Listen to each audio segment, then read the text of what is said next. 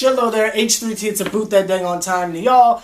Don't get all trippy and jive. No, Ryan Nunley. Like, I'm not going to be the host of this. Crawford's supposed to be... I don't know where that man is. Has anyone seen Crawford? Like, not on some Dora the Explorer type foolishness, but for real. Has anyone seen Crawford at all? Like, I don't know where this man is. I done called him... That's not a here nor there. I hope the man comes back eventually, because I'm not doing his freaking show. He asked for another show. He's getting another show, but that's not a here nor there. So I'm not going to be here next week. It's going to be Crawford. But that's not a here nor there. Almost died, but I'm good. It feels me like a Kanye West record label. Pun master, but that's not a here nor there. See? Those guys already hate me being the host. Crawford's going to do a much better job. But that's not a here nor there. Welcome to the second edition of Dang On Smackdown Vs Raw. Gosh dang it. I don't know what today is. I think it's the 3rd. I feel like it's the 3rd. You know what? We're going to go with that August 3rd edition of Smackdown Vs Raw. This is the series where we get on here and we compare Smackdown vs Raw, since we're in this new era. Not new era after the draft. We'll just call it post-draft. But that's neither here nor there. Post, second, third, fourth, post-draft. We'll just leave it at that. But that's not here nor there. I actually took notes this week so we can try and do a detailed account of the dang on foolishness. Don't get excited because there's some extra space over here. Y'all ain't getting no pictures. I ain't getting sued, but that's not a here nor there. So with Raw, okay, gosh dang it, Raw was on point like a dolphin fin yet again. Man, Monday Night Raw, though. And it's not even like it was good by just pure comparison. There was legitimate great things about it. So let's talk about those things. And let me stop stalling, gosh dang it.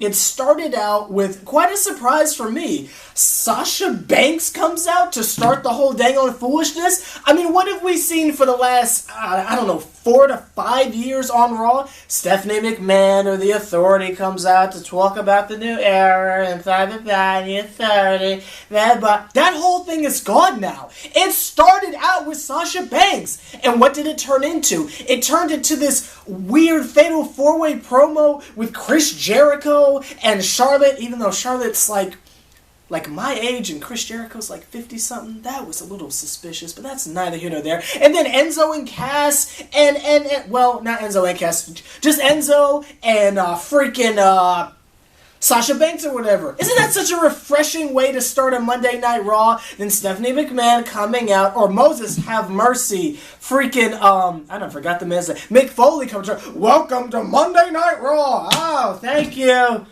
Sasha Banks coming out with her championship belt that, look, I've been talking a lot of trash.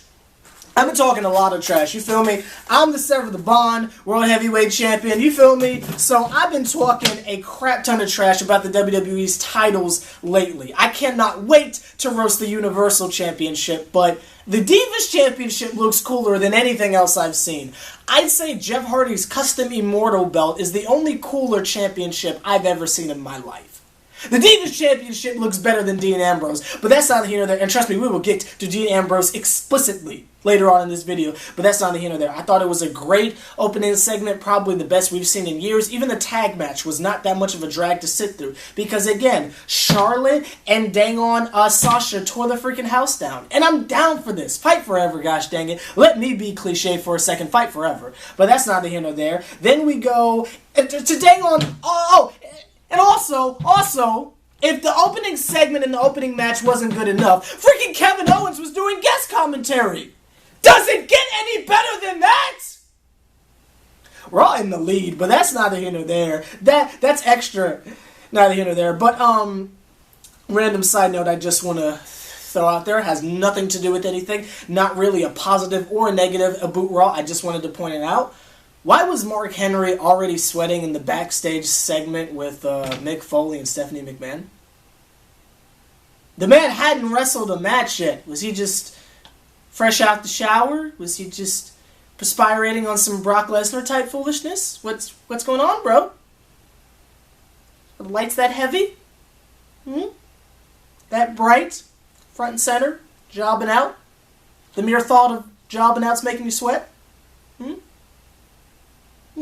That's neither here nor there. Next point, gosh dang it, Seth Rollins destroyed the Atlanta Braves, and that just, That just filled my heart with pride. And he did it in the Phillips Arena. And Dwight Howard and Tim Hardaway were sitting front and center. Oh, if only Harry the Hawk could have been there to just get pedigreed or curb stomped, and it would have officially made my night. I love Seth Rollins, but that's neither here nor there. Rusev versus Roman Reigns. Now, maybe I've just been gone too long, but isn't there supposed to be a match between, what's that guy's name? Not Titus O'Neil, the other one. What is that guy's name? I feel so horrible. The guy that's being, Darren Young! Darren Young. Wasn't there supposed to be a match between Darren Young and Rusev? Was that just my imagination? Did I make that up? So now it's Roman Reigns and Rusev. I don't mind the feud. I don't understand why he had to job out Mark Henry like that. I don't mind it. It gives Roman Reigns something to do, and maybe, just maybe, the crowd will cheer for him. Probably not, but, you know, it's cool. Maybe he's just a baby till it grows up to be a yes. But that's not a here nor there. But wasn't Rusev supposed to be fighting Darren Young? So now that's just out the window? Maybe I'm just tripping. Did that happen at one point? Have they already had their match? Or am I just making something up? Let me know down below, because I'm clearly tripping. Or the WWE just think they slick. But that's neither here nor there. Also, last note I want to say about Raw, and it's a little bit of a negative note. Randy Orton is already on freaking Raw, and I understand a lot of people have already discussed this on the internet, but let me just tag myself in. See, wrestling pun? No? Okay, I thought that was appropriate, but that's not here nor there. Let me tag myself in, gosh dang it. I get that it's a big feud and you're trying to make it larger than life, and the RKO in terms of kayfabe was a big deal, and all the little kids who think this stuff is real had a little mini panic attack, big freaking deal. Oh, RKO out of nowhere. Okay, cool. But already? You're going to have the invasion already? And that leads into my SmackDown notes, gosh dang it. Come on, man! Brock Lesnar is already invading SmackDown, and they've already referred to it as an invasion angle. Already? It hasn't even been a week! I don't know, it's just, blending the two shows is just killing the whole brand identity thing. It's just killing it, because now on Raw they have to mention SmackDown, and now on SmackDown they have to mention Raw, and it's more than just, oh, let's beat them in the ratings. They have to show like specific highlights, and not just like, oh, here's what happened on Friday in case you didn't, oh no, it's not Friday. Here's what happened on Tuesday in case you didn't watch. No. It's not like a Raw recap thing. They have to like explicitly show content, because the two superstars are invading different shows. Why didn't you just put Randy Orton on Raw? That's neither here nor there. I'm not okay with that. I know a lot of people are. I'm personally just not okay. Another thing I want to talk on this particular note, I thought I was done. Apparently my notes are telling me I'm not. Randy Orton and Brock Lesnar must have took one heck of a flight, because like we established last week, SmackDown is in one place and Raw is in another. In a 24-hour span. Poor guys, no day off? And Randy's a part-timer because of that. You're going to run him into the ground again, WWE? That's the only over superstar outside of AJ Styles you got on SmackDown. But that's neither here nor there.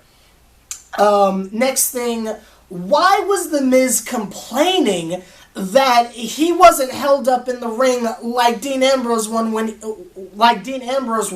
when he won his title at Battleground? Because last time I checked, when you look back at the footage, wasn't The Miz holding him up and clapping along with the Usos and them? So why are you now complaining? Continuity, Vince.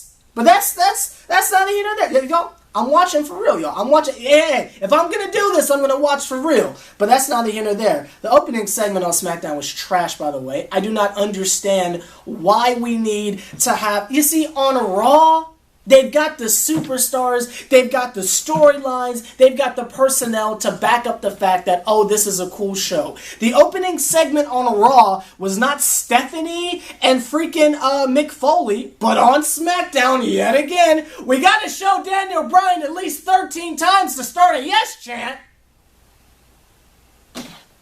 Can't you just let the wrestlers you sign do it? I mean, Dean Ambrose seems to be popular for some reason. Let him take over. You don't have to have every and I know it's only been 2 weeks, but I'm noticing this is a trend, and I'm already disgusted, but that's neither here nor there. Next, this is actually a positive note for SmackDown. The graphics joints, like the title plates or whatever that they have on the side of the screen, that reminds me of the old SmackDown days. It's not just like the joint at the bottom like Raw. It's got like the little like side profile thing. Now, what the profiles have been saying are highly questionable. Why would you have as a notable accomplishment out of 2? You can only pick 2 notable accomplishments because that's all the graphic character space would allow. And instead of mentioning that Dolph Ziggler is a 2-time World Heavyweight Champion, you decided it was more important to tell us that he's fluent in English Sign Language. Number 1, is sign language not a universal language? I could just be mistaken. And number 2, that's more important than the World Heavyweight Championship? Someone you're trying to prove is a legitimate contender? Fix it!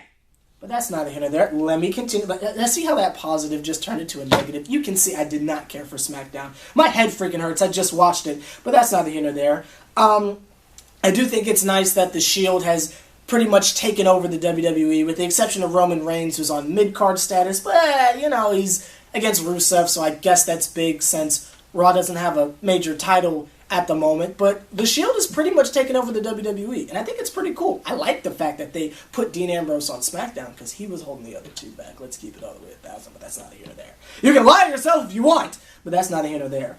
Also, speaking of Dean Ambrose, can we just turn the man heel, please? Can we just turn the man heel? I know there's a lot of people who think it should be Dolph Ziggler who turns heel, but the man is clearly never going to do it again. We're never going to see those days with dang on AJ Lee and Big E Langston. It's a new day, pun intended.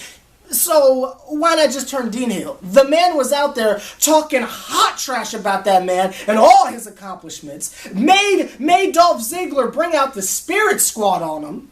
And speaking of which, a Triple H reference in that promo by Dolph Ziggler? Because I'm that dang on good? You think you Hunter? Win a match!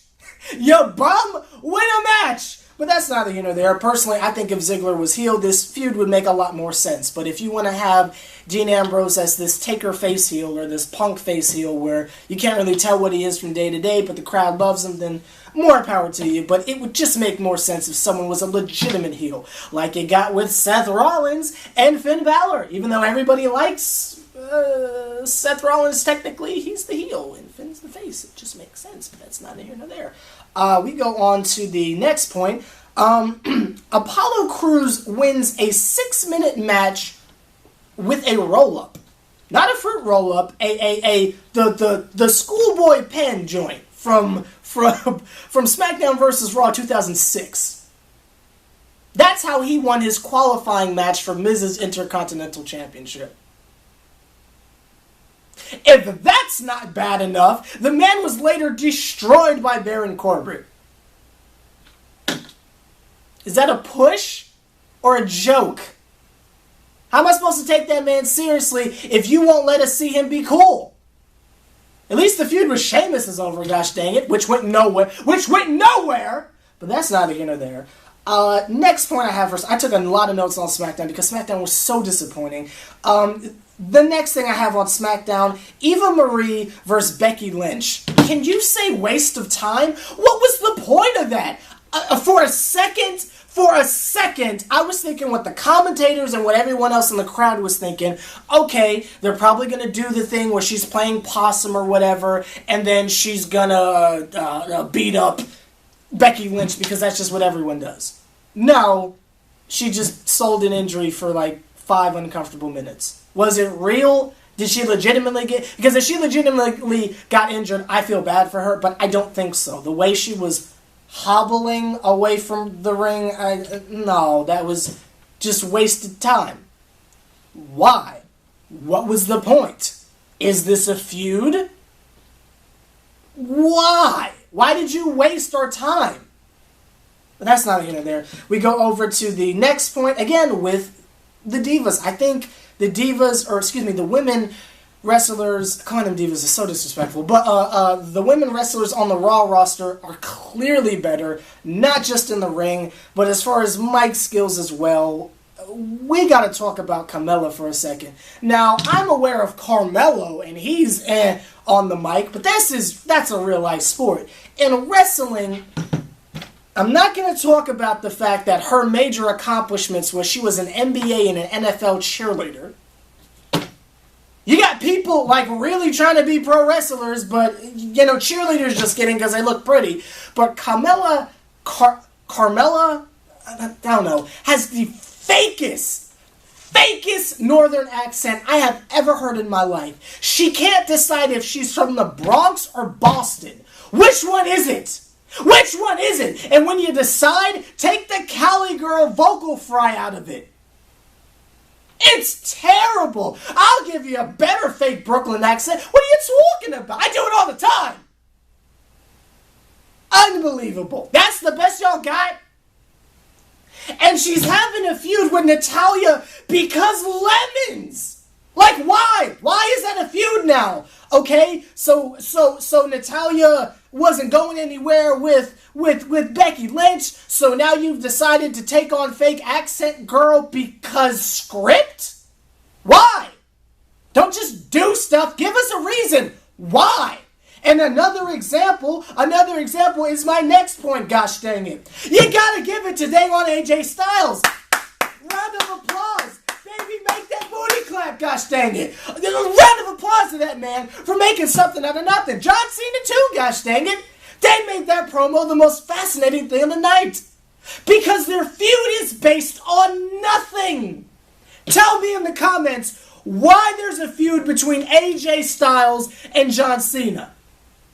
I'll wait, because script. That's why. We can't even say because plot, because this isn't even a decent plot. Because script. Because lemons. Why do they have a beef? Why? Why is there a feud? The rubber match concept doesn't even make sense. AJ Styles cheated with the club to win the first time. Okay, he's a heel. I'll give it to you. WWE logic. That's fine. But the second match was a tag team match with Enzo and Cass. And Club. And both of those tag teams are on Raw now. So you can't give a point to John Cena. It was a tag match. Now you're going to have the match to end all matches because, quote-unquote, AJ Styles logic for this, and I'm not blaming that man because I think he did a wonderful job. I think the both of them did a wonderful job carrying that promo based on thin air, pretty much. AJ Styles' kayfabe reason is because he doesn't like John Cena. He's already beaten him and he wants him to go away. Why? You just got here yourself. Why? Oh, then he called himself a winner, but you just jobbed out. Well, not jobbed out, but you just put over Roman Reigns twice, who got destroyed by the other two members of the Shield. So what does that say about AJ Styles' power ranking? People who didn't watch TNA think he's just a bum. Then you've got John Cena's reason. I'm going to fight you because I want to shut you up. I mean, gosh dang, the Bueno games make the genres of taste between Crawford and El Phoenix had more of a legitimate storyline than this. But that's neither here nor there. Props to both of those dudes for freaking carrying that. My goodness, that was painful to sit through. But that's neither here nor there. I love AJ Styles, by the way. That dude is just freaking awesome. I want, like, gloves like that. It's going to have, like, that logo on. It's going to be like, pop. Because it's cool. But that's neither here nor there. And I like the soccer mom haircut. I would do the same if I was Caucasian, but that's neither here nor there. Or Cat Williams. the perm? No? Okay. And last note I want to say is more of an ending. I don't want to say rant because that sounds cliche. Bray Wyatt's... Oh, Bray Wyatt versus Dolph Ziggler for the number one contendership of the WWE Championship. Because plot. Why? Why did that man appear and beat up Dolph Ziggler?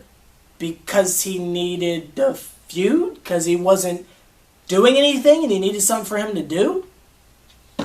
Alex Ryder's not doing anything. You feel me? I'll script something better for you right now. Here's some much better booking, gosh dang it. Up and up to page 6. Here's some better booking.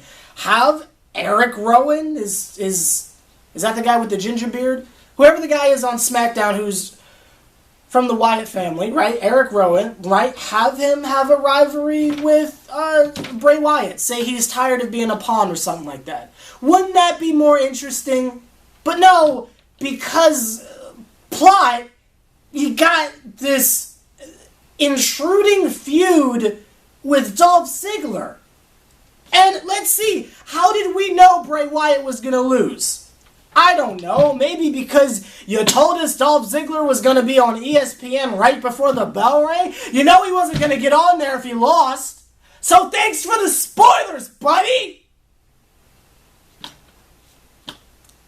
Bray Wyatt loses, killing all possible momentum he might have had, which I don't get how anyone takes him seriously anymore. When's the last time the dude legitimately won a match? Except for the match he won at Battleground. I can't remember who it was against. The New Day, which didn't make any sense at all. But with the exception of that, what's the last singles match that Bray Wyatt has won? I'll wait! It's been a long time! Like WrestleMania... No, before WrestleMania 30.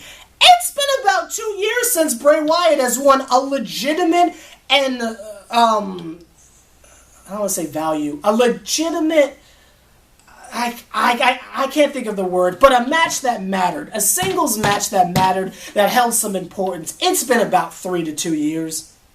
So you've yet again had this man lose a high-profile match. I mean, you didn't even, have him, have a tie or something like that. Now it's a triple threat. That would have been cool. But now he lost, but he still beat up everyone in the ring. Because what? Where does that go? Where does that? He's not going to have a triple threat. So what was the point of beating up your champion and your number one contender? Making them both look weak for someone who hasn't won a singles match in literal years. What was the point of that? L, gosh dang it. L, how dare you?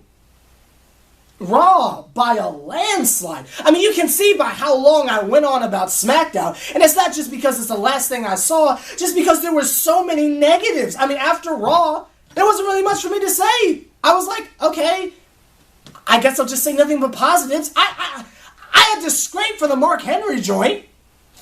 That bit was tough. But SmackDown, what are you doing? We know you're the B show, but let me tell you something. When the WWE brings in that Universal Championship, won't nobody care about the WWE title. It'll be the World Heavyweight Championship again. And decide on what it's called, by the way. Is it the WWE Championship or the WWE World Heavyweight Championship? I could go on for hours. Let me stop. Like, comment, subscribe, H+III+T. Raw was clearly the better show. Let me know what you thought about it. Gosh dang it. Crawford's going to take over next week, hopefully. Wherever that man is. I've been your World Heavyweight Champion of YouTube. That's neither here nor there. You see another Triple OG putting in as much work as me. Y'all feel the series? With his own championship belt. Do me a favor and let me know. See y'all later.